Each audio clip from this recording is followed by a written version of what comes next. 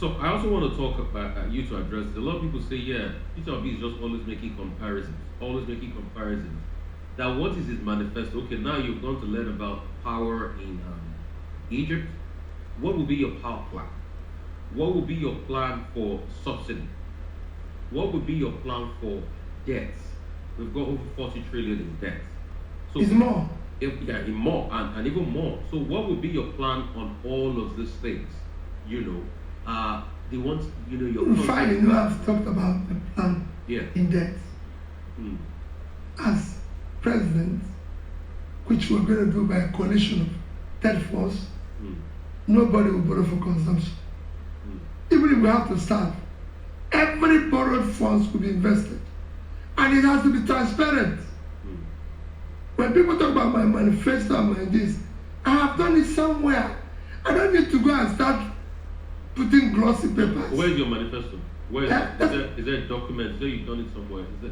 Okay, you've done it in Anambra State. Simple. We like glossy papers. We like this thing. It's a simple thing. The country have few issues. You're not going to build. It's not rocket science. Nigerians' problem, plenty rich as the reason. We don't have that many issues. As soon as we have the raw human capital, that is why I so connect with what this man is pushing, with what he is saying. I have never been this connected to a political movement in my life. And it is because I resonate so well with what he's saying. And the average Nigerian, there's no way you will tell me you will listen to this man and not resonate with what he's saying.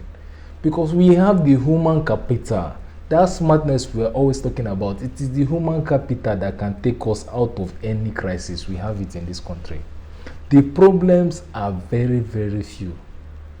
Yes, Nigeria, that's why I believe you hear people make another statement, which still boils back to what I'm saying about not even having hope that it is possible, not having belief that it is possible.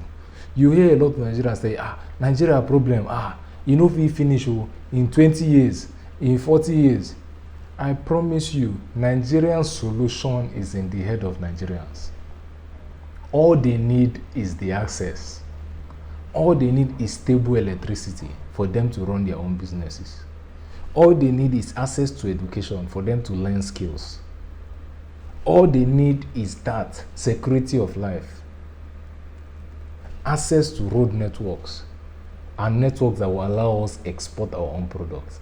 Give the average Nigerian that and give us 5 years. The government does not need to change things for Nigerians. All they need to do is to show us that things can work. Because the average Nigerian, that is why there's a prevalence of Yahoo boys. That is why there's a prevalence of criminals. That's why, because the average Nigerian youth does not even believe there is hope. If he knows there is hope and there is a channel that he can use to do things, we are already crafty enough to find our way. Imagine business is still running in Nigeria, despite the fact that there is no electricity. They have to run on diesel, run on whatever, still face state union, face union from the government, face FIRS, face everybody that is coming to collect, face Agboro, face everybody. Yet, businesses are still running profitably. Now, imagine a more conducive environment. It is not magic. It is not rocket science. It is nothing special to save Nigeria. All they need is a good manager who goes away from the logic, from our false logic, from our belief in the sense that things cannot work straightly. That's all we need. And that's the thing is about hope is infectious. The way Peter Obi gave me hope is the way I'm giving other people's hope. If we all share this hope, we share this belief that things can work, and we all put our hands to make sure it works, there is nothing that will stop it. There is no force on earth that is stronger than a coalition of human beings working together for a common goal. That is how we manage to colonize the whole planet. We have problem with the education. Your human capital is too low. We are 152 over 150. Our human capital is underutilized. We have some of the most in the world. They are performing everywhere, but it is underutilized. 8 in Human Development Index. So you have a problem with the education. You gotta fix it. How You would you can't. fix it? Eh? How are you going to fix it? The same Of way he course. fixed it in Go to Anambra. Anambra State. That's the typical example where we took education from 26 number From one. 26 to number This is my 1 example, or is that by in 8 years. Listen, you have poverty problem. You need to put people out of poverty. Again, go to Anambra State, you see it. Give us electricity, stable electricity today. Stable electricity available for cheap, security of lives, and good roads.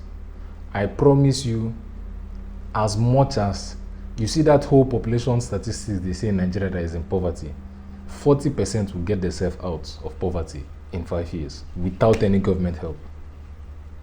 I'm a businessman. I started from micro business. So I know that to put people out of business, you have to re-engineer, fund and support micro, small businesses. It's simple.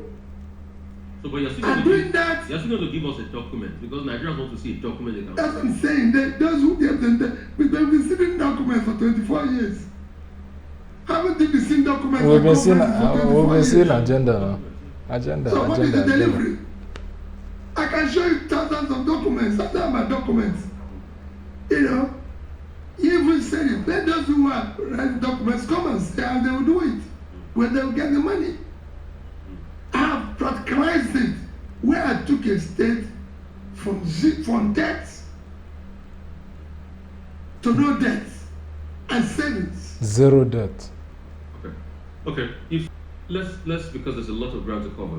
Let's go straight to the issue about VP and the issue is also about talking to NNPP. Is there any talk going on with NNPP because we're seeing that making the rounds of social media, and then Dr. Doyo came out to say he's your VP pick. A lot of people say, okay, it's a placeholder.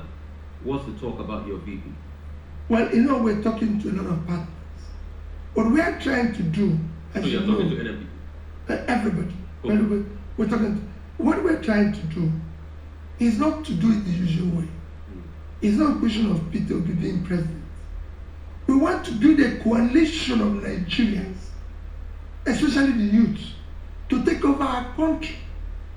24 years in the hands of these people who hired. The country has deteriorated. Look at the World Bank report a few days ago. Look at what they're saying again. That Nigeria is at its first stage economically and is going to throw more people out of poverty. So after 24 years, the people we hired have thrown millions of Nigeria. When they in 1999, when this journey started, about 60 million Nigerians or thereabout are living in poverty.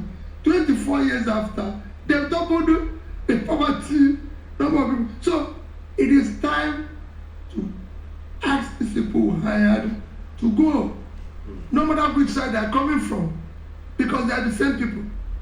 So we need to now get a team of Nigerians, the youth, civil society, everybody together and say, let's come in and work together as a family to take back our country.